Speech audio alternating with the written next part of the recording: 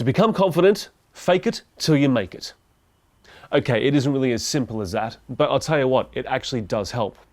You know, they say that 1 in 3 people are confident, and I've always wondered who the other 2 people are. Now, I know that comes across as a little bit egotistical, but I'll tell you this, I was never a confident person. I was never a confident person. I wasn't extroverted. In fact, I was quite the introvert. It all started back in school through copious amounts of bullying and not being accepted, and that led to me just being introverted, keeping very quiet, staying at home, not having many friends, and definitely not being confident. In fact, it wasn't until I was 18 that I started to want to get out of that particular cycle. So the first thing I started doing is just being true to myself. I loved comedy. I loved doing things like voices and accents and so forth. So I would just start to just do those things, talking to friends or in social situations. And it was good because I found that that made me feel more like me. It started to give me more confidence because I was also quite shy. And look, I didn't know that at the time that I was neurodivergent, that I had my sparkles. It wasn't until my mid to late 30s that I was told that I had all them. But I didn't want to be a sad, lonely old man one day. So I mentally decided I need to change myself. I need to get out of the house. I need to change who I am. And I didn't decide to be confident, but just sort of deciding to just follow my passions and do the things I love doing. That's what definitely put me on the right direction. In fact, I'll never forget my brother at the time. I was 18, driving around. He was 16 or about to turn 16. And he looked at me and he said, you know that people don't like you because of all these silly accents and voices you do. It's stupid. You know, you're an idiot. And I said to him, well, that's fine. If you don't like it, that's not a problem. I like it. I'm just going to keep doing it. And defying what my brother was basically saying to me showed me that I was on the right path. You know, I had the right mindset, started to get locked in. I was jumping out of that whole thing of being judged by people and staying in a little box where people kept me quiet and hidden and introverted. But it's a long journey. It's a very long journey. And then many years later, many years later, I started working on a party bus. Now, if you've watched this channel quite often before, you'll know I've made the movie The Party Bus. The link is in the description. Please go off and watch that.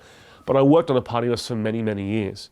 And I'll never forget, the lady who ran it, she told me this many years later. She said to me, listen, I honestly did not think that you would actually survive in the job. I thought that you'd hang out for a week or two and then realize it's not for you and you just leave. I didn't think you were going to be good for the company, but I felt so sorry for you because of things you'd gone through in your life with the heartbreak, and I could see you weren't very confident and so forth. I wanted you to make that decision for yourself. But what she didn't know is I had decided to go to work on a party bus to change my life. I'd gone through a really bad breakup. I was so heartbroken and I was really hurt. I was grieving for a long time and I needed to do something to change. I had to get out of that negative headspace. I had to move on with my life. I couldn't just sit at home for the rest of my life becoming a sad, lonely old man. It scared me. So she had no idea that party bus, as much as I didn't enjoy going to clubs, I didn't enjoy people who were smoking and getting drunk all the time, I didn't like that at all. That was the way that I was going to teach myself confidence. And she gave me the best advice I've ever had in my entire life. I said it at the very beginning. Fake it till you make it. Now, as she said on the party buses, no one knows if it's your first night or if you've been doing this 100 times. So fake it till you make it. And I literally clung to that. And looking back on my life, I've realized that I've done that in almost everything. Faked it till I made it. Now, I think that after a while, you start to develop confidence. You definitely start to sort of have that attitude within you. I used to get walked over all the time, and I decided that was enough. And it's been a long journey, don't get me wrong, but the more confident you become, the more you don't let people walk over you, the more confident you are to chase your goals and dreams, ask for things. For example, when I used to talk to people about photography or video production, and I used to say, well, this is the price, I was shaking. I was mentally having this tennis match of, well, I want to charge this much, but they're going to say this, and then that's going to make me feel like this, so I'll probably charge this much instead. And I was underselling myself all the time. The silly thing is, My video skills were great. My photography skills were really good as well. People wanted to book me, but I was attracting the wrong clients because I was cheap. I didn't have the confidence to understand my value to say, well, this is what I'm worth. And if people said, well, that's too expensive, I used to say, oh, okay, well, I'll do a deal for you. Half price or half of half price or bugger all, really. I was really, really underselling myself and undercutting myself. So confidence from a business point of view, understanding my value as a person and as a creator as well, photography, writing, video production, everything like that. Understanding that your value helps with your confidence. And you can apply this to any facet in your life. Now you, for example, may love sport. You might be playing cricket or baseball or rugby or whatever it might be. And you could be incredible, absolutely incredible at the game. Understand your value, because knowing that you're good at something, also the fact that you love doing it too, that gives you confidence. Now be careful, because you don't want to be arrogant about it. You know, I always say stay humble. If somebody says to you, wow, you know, that match was incredible, like that goal that you kicked, or whatever it might be, the runs you scored, or the home run that you hit in baseball, or that goal that you kicked, incredible. You're such a fantastic player. Stay humble. Just say thank you. Don't then ask them questions about, oh, how was I and what part of it was it? No, just accept the compliment, because that actually helps to build confidence. In fact, one of the best things that helped me build my confidence was what I called, I suppose, a thank you diary, an appreciation diary, a gratitude diary. We'll call it a thank you diary. And what the thank you diary was, is every day, or whenever this happened, if somebody gave me a compliment, and just say, for example, it was, wow, Jonathan, I love these photographs, like the lighting, the attention to detail, the mood that you've captured.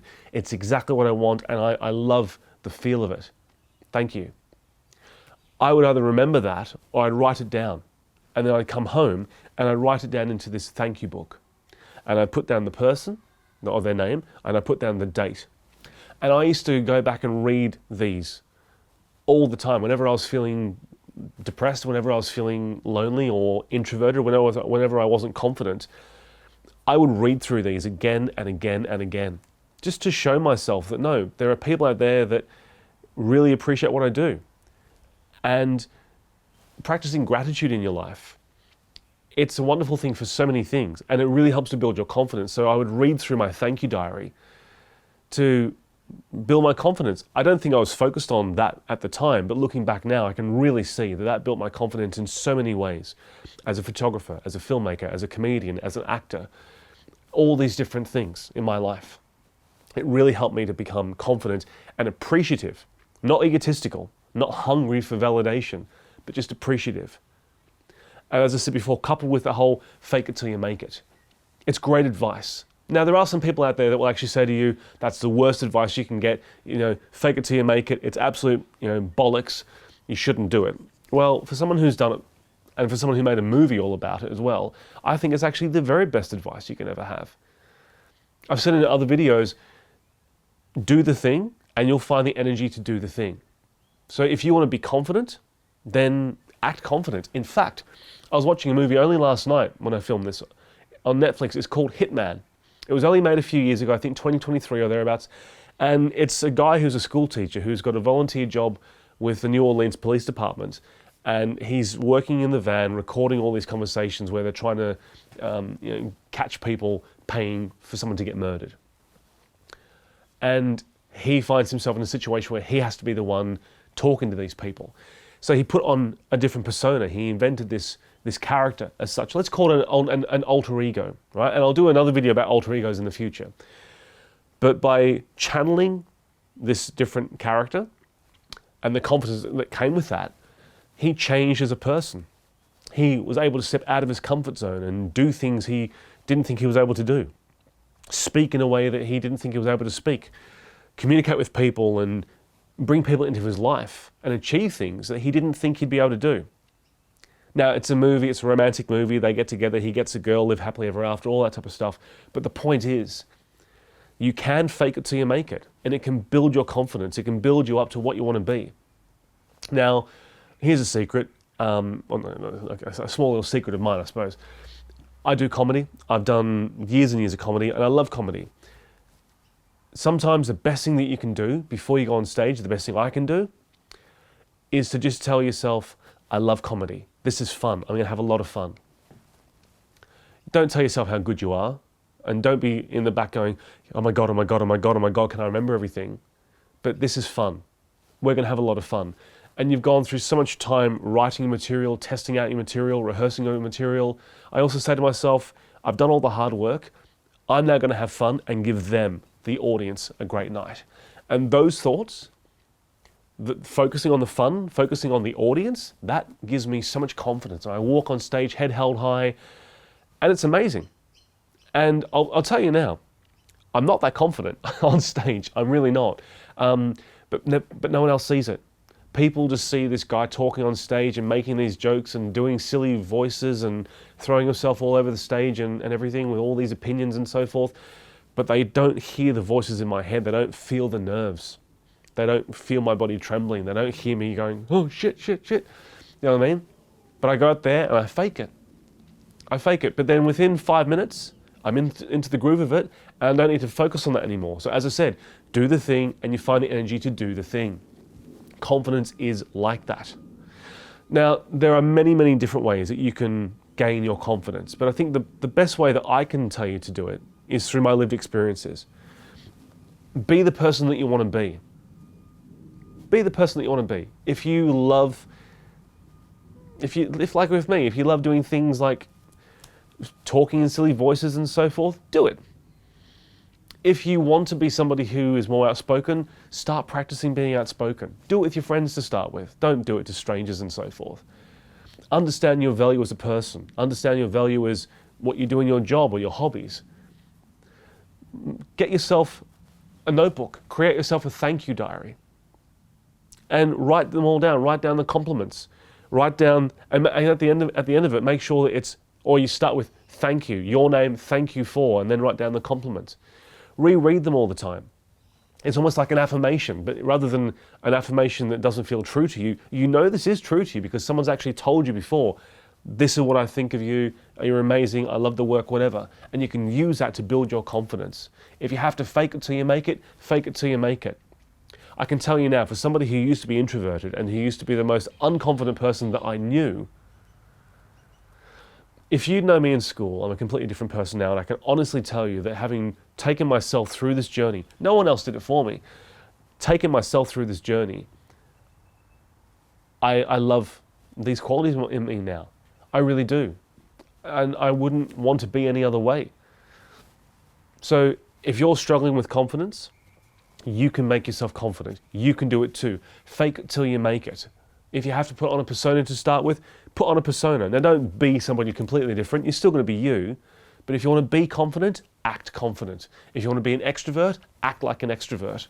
Sometimes you may need to throw yourself into the deep end, doing something that you would never thought you'd do in a million years to find your confidence. And I did that with the party bus. You want to see how it played out? Watch the movie because it's an incredibly autobiographical movie. About 15% of it is made up. The rest of it is completely true. That's no lie. So sometimes throwing yourself into the deep end, doing something that you're so uncomfortable in, makes you confident. Start a YouTube channel. Learn how to talk to a camera.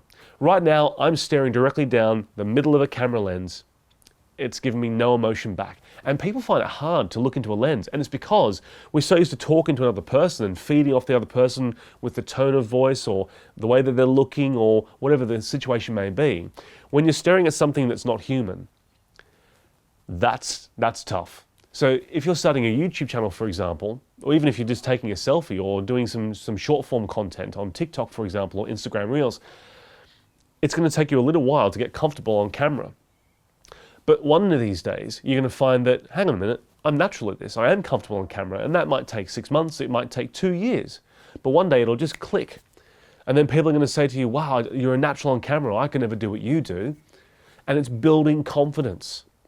And you'll find that if you're starting a YouTube channel, if you're talking to a camera like I am, after a while you're going to start feeling very, very comfortable and very, very confident, especially if you know what you're talking about. When I first started making YouTube videos, I remember walking around with a camera and I was embarrassed having this camera in my hand, staring at it because I thought that everybody was looking at me, judging me, going, oh, look at this guy with his camera.